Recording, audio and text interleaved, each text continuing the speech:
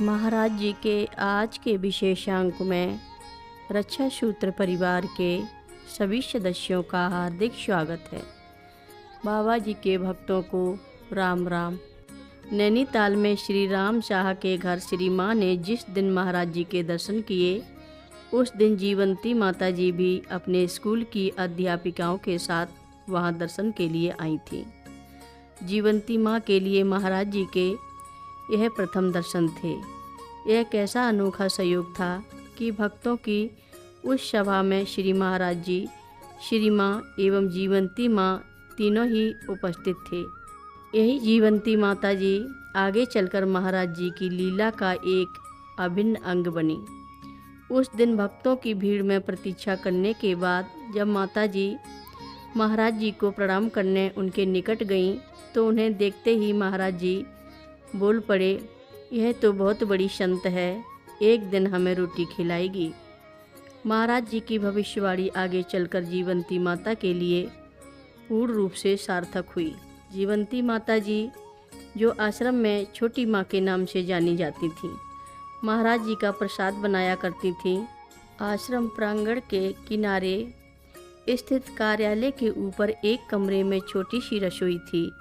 जैसा कि पहले बताया जा चुका है कि महाराज जी के समय में श्री माँ आश्रम के सामने की ओर नहीं देखी जाती थी, परंतु जीवंती माता जी को मंदिर प्रांगण के आगे से महाराज जी के लिए प्रसाद, गर्म पानी या दूध ले जाते हुए नीचे जाते देखा जा सकता था।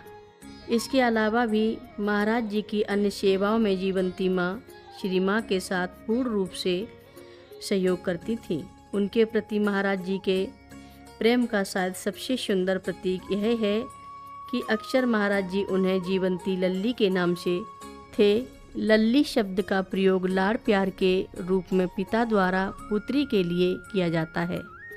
जीवंती माँ का जन्म अल्मोड़ा के एक सरल धार्मिक ब्राह्मण परिवार में हुआ था। कम आयु में ही उनका विवाह नारायण पंत नामक एक युवक से हुआ, लेकिन नियति को कुछ और ही स्वीकार था। अल्प आयु में ही नारायण पंत का देहांत हो गया। इसके कुछ समय बाद ही जीवंती माँ के माता पिता भी स्वर्ग सिधार गए और उनका पालन पोषण उनकी वृद्ध दादी ने किया। जीवंती माँ स्वभाव से ही धार्मिक और विरक्त प्रवृत्ति की थीं। अपने जीवन की इन दुखद घटनाओं को सांसारिक बंधनों से मुक्ति के रूप में स्वीकार कर वह आध्यात्म के मार्ग पर अग्रसर हो गईं। लेकिन जीवन यापन के लिए कोई न कोई साधन भी आवश्यक था। अतः उन्होंने नैनीताल के एक प्राइमरी स्कूल में अध्यापन का कार्य आरंभ किया, जहां से उन्हें 16 रुपये प्रति माह वेतन मिलने लगा।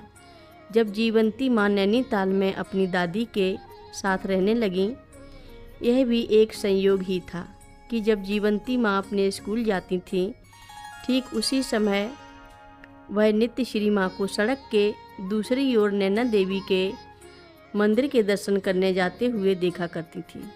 एक तरह से श्री माँ एवं जीवंती माँ का परिचय तो श्री राम शाह जी के घर में हो चुका था। अब वह नित्य श्री माँ के दिव्य एवं शालीन स्वरूप के दर्शनों से अपने हृदय में उनके प्रति श्रद्धा की भावना का अनुभव करती। उन दिनों का स्मरण करते हुए वह कैंची में बताती थी कि माँ बहुत ही हल्के रंग के वस्त्र पहनती थीं। उन्हें देखकर ऐसा लगता था कि वह एक ध्यानस्थ अवस्था में चल रही हैं और उनका मन कहीं दूरस्थ है। 50 के दशक के उत्तरार्ध की बात है। एक दिन जीवंती माँ अपने स्कूल की एक अध्यापिका के साथ नैनीताल स्थित श्री माँ के घर गईं। श्री माँ और उस समय रसोई में भोजन प्रसाद बना रही थीं। व्यस्त होने के कारण श्री माँ ने उन दोनों को रसोई में ही बुला लिया। मेरे पूछने पर उस दिन का वर्णन करते हुए जीवंती माता जी के चेहरे पर आनंद की आभा झलकने लगी थी। मिट्टी से लिपी हुई रसोई, साफ सुथरी थी। चूल्हे में लकड़ी की आग जल रही थी।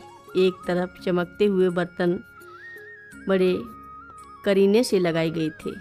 माँ अपने सरल एवं शांत स्वभाव में बैठी हुई भोजन प्रसाद बना रही थी। श्री माँ का सुंदर स्वरूप और रसोई की सात्विकता देखकर जीवंती माँ के हृदय में श्री माँ के हाथों से बना प्रसाद पाने की इच्छा जागृत हुई। जीवंती माँ के लिए ऐसा विचार करना भी बड़े आश्चर्य की बात थी।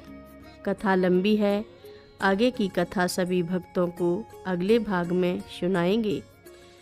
हर रोज़ महाराज जी की कथाएं सुनने के लिए सभी भक्तों का धन्यवाद। सभी भक्त रक्षा सूत्र चैनल को सब्सक्राइब करें, शेयर करें, लाइक करें, घंटी बजाना ना भूलें। कमेंट बॉक्स में लिख भेजें जय नीव करोरी बाबा जी महाराज।